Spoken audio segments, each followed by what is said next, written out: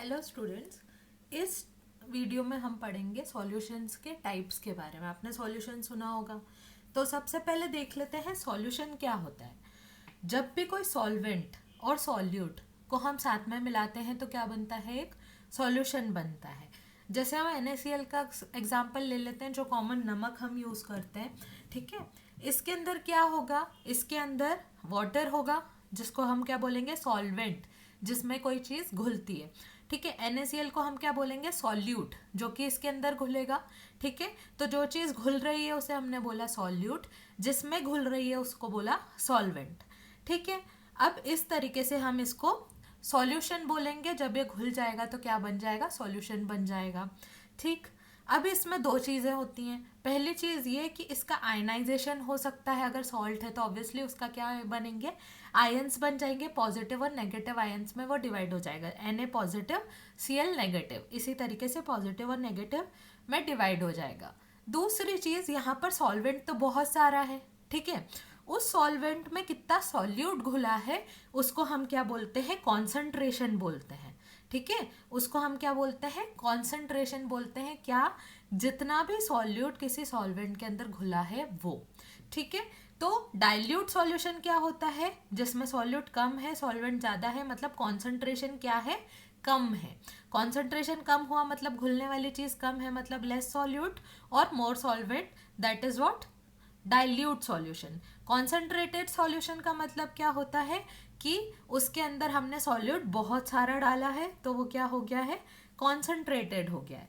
ठीक है, अब ये डाइल्यूट और कॉन्सेंट्रेटेड जो थे, इन दोनों को हम अनसैचुरेटेड सॉल्यूशन भी बोल सकते हैं, जो कि सैचुरेटेड नहीं है। अब सैचुरेटेड क्या होता है पहले वो देख लेते हैं।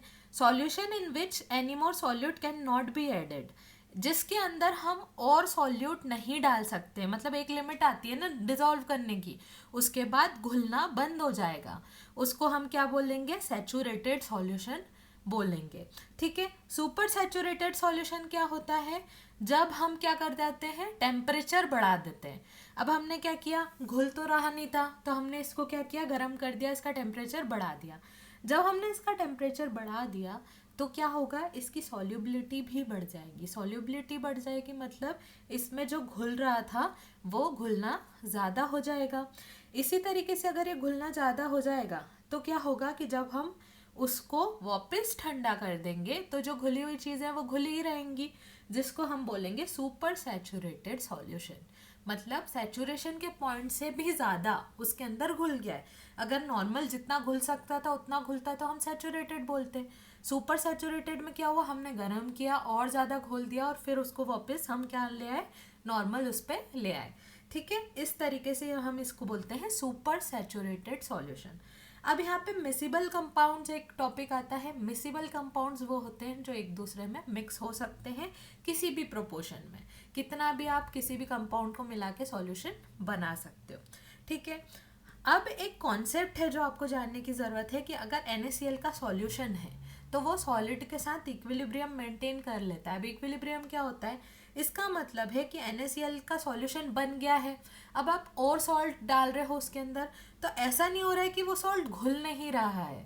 वो क्या हो रहा है, वो उतना घुल रहा है पर उतना ही अमाउंट जो घुला हुआ था वो सॉलिड में कन्वर्ट हो रहा है।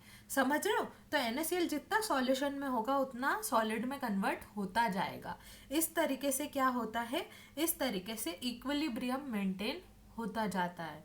तो ये था सॉल्यूशन, थोड़ी सी extra information. If you like this video, give it a like and please subscribe. Thank you.